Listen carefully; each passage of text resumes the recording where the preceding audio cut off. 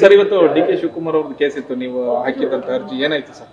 ಇವತ್ತು supreme court ಮುಂದೆ ಏನು CBI ಇದನ್ನು ಕೇಂದ್ರ ರಾಜ್ಯ ಸರ್ಕಾರನ ವಾಪಸ್ ತೊಗೊಂಡಿದ್ದ ಬಗ್ಗೆ ಅವರೊಂದು ಅಫಿಡೇಟ್ ಹಾಕಿದ್ರು.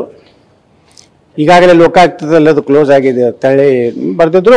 ಬಹುಶಃ ಅವರೇ ಅಪರಾಧಿ ಸ್ಥಾನದಾಗ ನಿಲ್ಲುವಂಗೆ ಆಗಿತ್ತು. ಅದು ದಿಢೀರ್ನೇ ಇವತ್ತು ಅವರ ಏನು ನ್ಯಾಯವಾದಿಗಳಾದಂಥ ಕಪಿಲ್ ಸಿಬಲ್ ಅವರು ಆ ಅಫಿಡೇಟನ್ನು ವಾಪಸ್ ತಗೊಳ್ಳಿಕ್ಕೆ ಕೋರ್ಟಿಗೆ ಕೇಳ್ಕೊಂಡ್ರು. ಕೋರ್ಟ್ ಅದಕ್ಕೆ ಸಹಮತಿ ವ್ಯಕ್ತಪಡಿಸಿ ಇನ್ನು 2 ವಾರದ ನಂತರ ಈ ಒಂದು ಕೇಸ್ ಏನಿದೆ ನಾವು ಸಹ ಏನು ನಮ್ಮ ಶ್ಯಾಮ್ ದಿವಾನ್ ಅವ್ರನ್ನ ನಾವು ಕೊಟ್ಟಿದ್ದೀವಿ.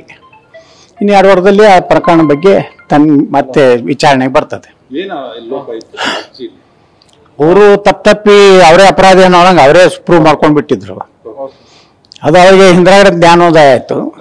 ಆ ತಕ್ಷಣನೇ ನಾನು ವಾಪಸ್ ತಗೋತೀವಿ ಏನು ಹಾಕಿದಂಥ ಅಫಿಡೇಟ್ ಅಂತೇಳಿ ಕೋರ್ಟ್ ಅದಕ್ಕೆ ಒಪ್ಪಿಗೆ ಕೊಟ್ಟಿದೆ. ಸರ್, ಇವತ್ತು ಡಿ.ಕೆ. ಶಿವಕುಮಾರ್ ಅವ್ರದ್ದು ಕೇಸ್ ಇತ್ತು, ನೀವು ಹಾಕಿದಂತ ಅರ್ಜಿ ಏನಾಯ್ತು ಸರ್?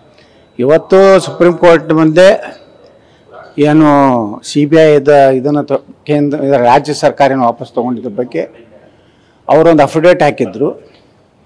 ಈಗಾಗಲೇ ಲೋಕಾಯುಕ್ತದಲ್ಲಿ ಅದು ಕ್ಲೋಸ್ ಆಗಿದೆ ಅಂತೇಳಿ ಬರೆದಿದ್ರು. ಬಹುಶಃ ಅವರೇ ಅಪರಾಧಿ ಸ್ಥಾನದಾಗ ನಿಲ್ಲುವಂಗೆ ಆಗಿತ್ತು. ಅದು ದಿಢೀರ್ನೇ ಇವತ್ತು ಅವರ ಏನು ನ್ಯಾಯವಾದಿಗಳಾದಂಥ ಕಪಿಲ್ ಸಿಬಲ್ ಅವರು ಆ ಅಫಿಡೇಟನ್ನು ವಾಪಸ್ ತಗೊಳ್ಳಿಕ್ಕೆ ಕೋರ್ಟಿಗೆ ಕೇಳ್ಕೊಂಡ್ರು. ಕೋರ್ಟ್ ಅದಕ್ಕೆ ಸಹಮತಿ ವ್ಯಕ್ತಪಡಿಸಿ ಇನ್ನು 2 ವಾರದ ನಂತರ ಈ ಒಂದು ಕೇಸ್ ಏನಿದೆ ನಾವು ಸಹ ಏನು ನಮ್ಮ ಶ್ಯಾಮ್ ದಿವಾನ್ ಅವ್ರನ್ನ ನಾವು ಕೊಟ್ಟಿದ್ದೀವಿ. ಇನ್ನು 2 ವಾರದಲ್ಲಿ ಆ ಪ್ರಕರಣ ಬಗ್ಗೆ ಮತ್ತೆ ವಿಚಾರಣೆಗೆ ಬರ್ತದೆ. ಅವರು ತಪ್ಪಿ ಅವರೇ ಅಪರಾಧಿ ಅನ್ನೋಂಗೆ ಅವರೇ ಪ್ರೂವ್ ಮಾಡ್ಕೊಂಡು ಬಿಟ್ಟಿದ್ರು. ಅದು ಅವರಿಗೆ ಹಿಂದ್ರಗಡೆ ಜ್ಞಾನೋದಯ ಆಯಿತು. ಆ ತಕ್ಷಣನೇ ನಾನು ವಾಪಸ್ ತಗೋತೀವಿ ಏನು ಹಾಕಿದಂಥ ಅಫಿಡೇಟ್ ಅಂತೇಳಿ ಕೋರ್ಟ್ ಅದಕ್ಕೆ ಒಪ್ಪಿಗೆ ಕೊಟ್ಟಿದೆ.